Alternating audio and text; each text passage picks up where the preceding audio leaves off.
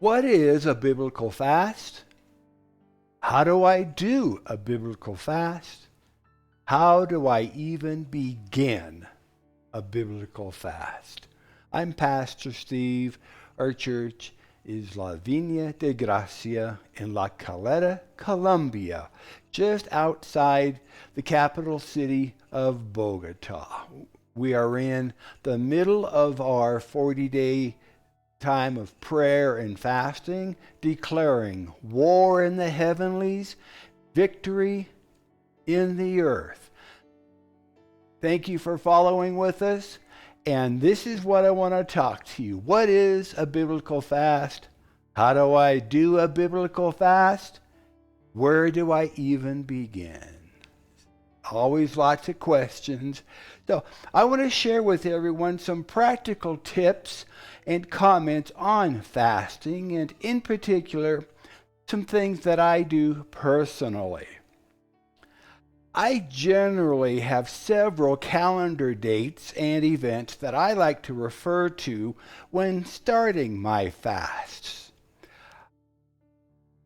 I like to start on the first day of a month. And then this makes it very easy for me to know exactly what day of my fast I'm on.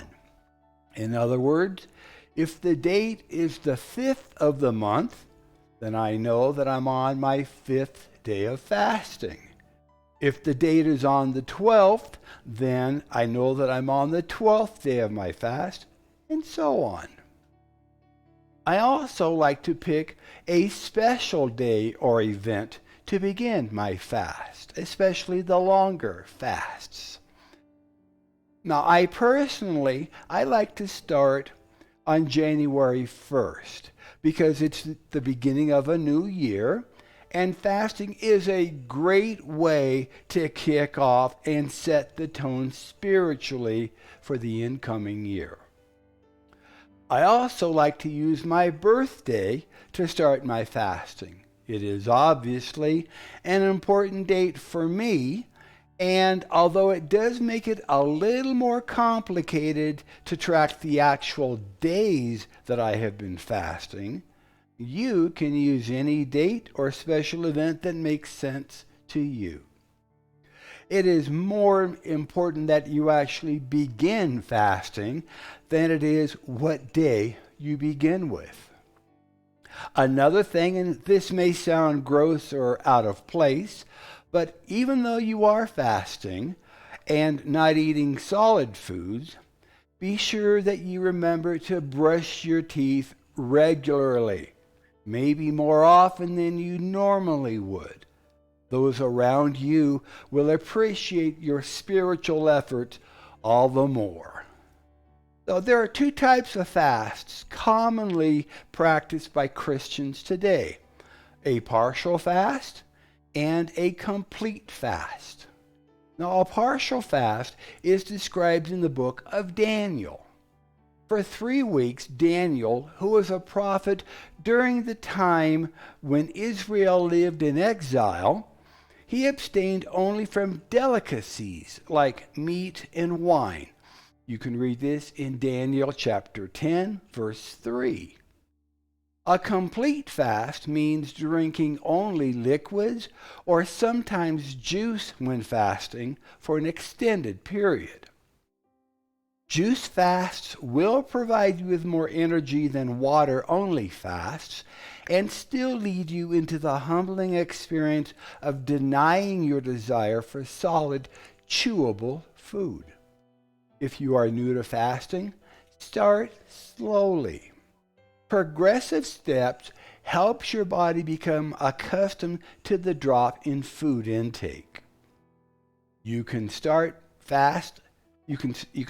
by fasting 1 meal a day, 1 day a week, or 1 week a month. As fasting becomes a part of your spiritual lifestyle, you will be able to increase the number of times and the length of your fasts. Fasting is a marathon, it is not a sprint.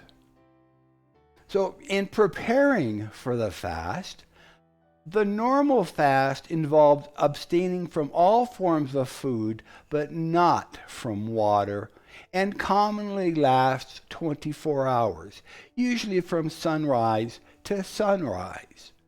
If you are fasting for the first time, you might begin by missing a meal or two. Over time, you can build up to a full day or more. Begin by refraining from solid food, but drink liquids. Water is the best, since soft drinks are not good for the digestive system, and coffee and tea stimulate the nervous system. Before beginning a fast, it is best to eat lightly and cut back on caffeinated drinks. During the first few days of a multi-day fast, it is common to experience headaches as the body withdraws from caffeine. Now, in my experience of both short and long fasts, the first couple of days are generally the hardest because of habit eating. After the third day, I have found that fasting is fairly easy to continue. Now, although I will declare a specific time of fasting, if I find myself feeling very hungry, I will pray and ask the Lord if this should be the stopping point in the fast or if I should continue. Generally, for the more experienced fasters, once hunger returns, it is time to end the fast. One example of this is found in Matthew chapter 4, verse 2. Matthew 4, verse 2. And when he, Jesus, had fasted 40 days and 40 nights, he was afterwards hungry. So if you are planning for an extended fast, say more than 14 days, you should prepare mentally and physically by cutting down on food intake 1 week before the actual fast, taking on a vegetarian type diet to control cravings for food. Reduce your intake of beverages like coffee, tea, and soft drinks as well. Drink plenty of water. And this is always a good idea whether you're fasting or not. And stop watching television. You will soon discover how much advertising goes on about food. In the morning, you're going to see advertising for lunch. At lunchtime, you're going to see advertising for dinner. Around dinner time, late into the evening, you're going to see advertising for snacks, after school, in between meals and treats. So stop watching television. You will discover that it is so much easier when you're not being inundated with advertising promoting what you deserve to eat at lunchtime. So it's your choice, but I found it easier to eliminate or reduce watching the TV. Now, during the fast, set aside specific and significant time to worship and seek God in prayer. Plan ahead so that your time can be unhurried and conducive to enjoy the Lord. Many people begin this time by repenting of any sins the Lord brings to mind and asking for God's forgiveness. This is essential to ensure that sin is not hindering your communications with the Lord.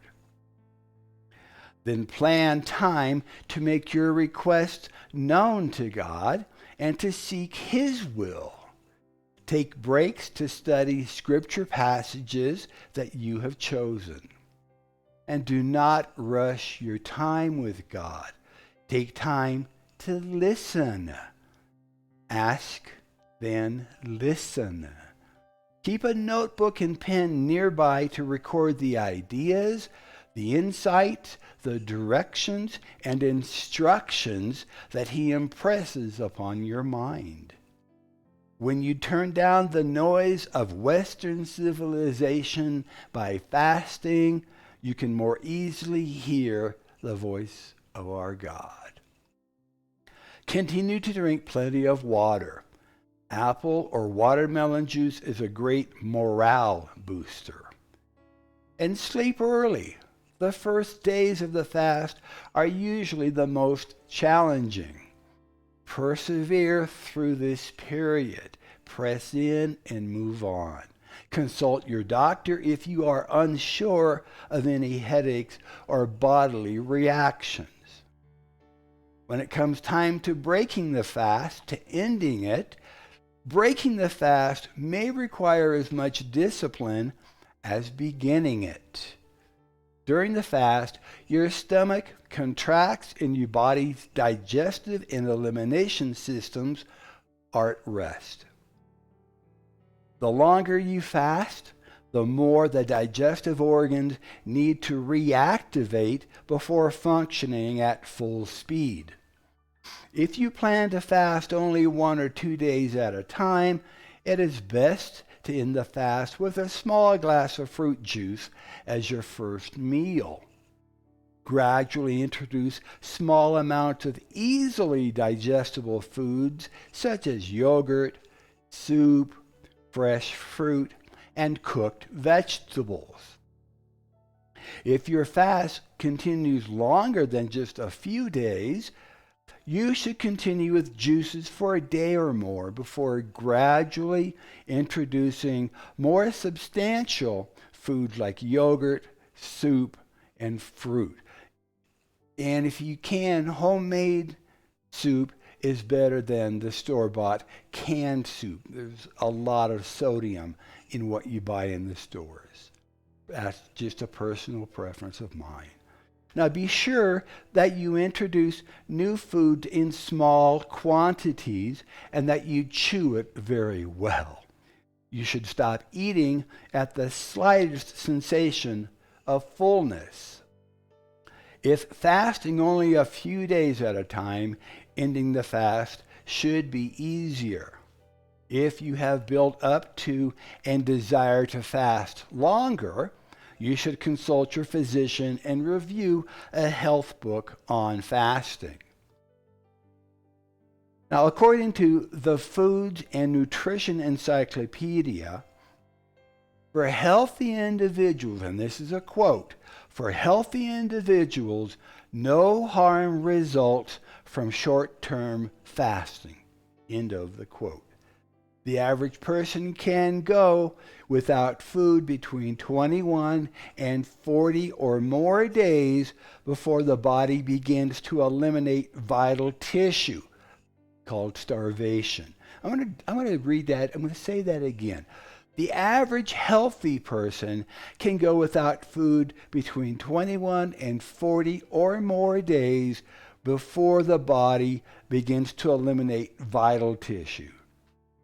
If you have underlying health issues such as pregnancy, anemia, behavioral disorders, or other chronic health problems, you should never fast without consulting a physician first.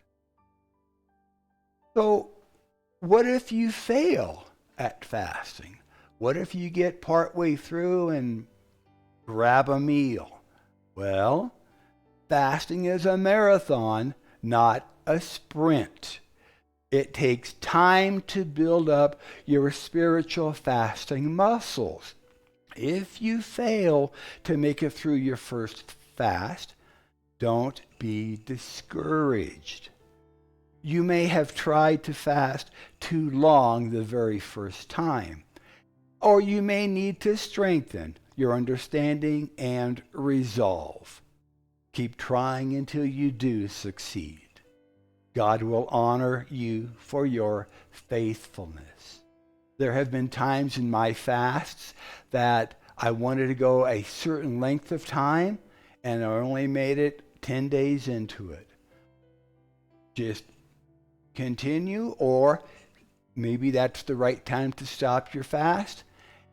Start again fresh a week or two later. Pray about it and declare the time. It's not a competition. It is a marathon. God will indeed honor you for your faithfulness. So in conclusion, fasting is a way God's people have humbled themselves before him for more than 3,000 years. Jesus, David, and many other followers of our God have gone without food for a little while to worship and pray to the one who supplies all of our needs. You will be in good company along your dedicated time of prayer and fasting. Preparation is planning with a purpose. Planning with a purpose is what preparation is all about.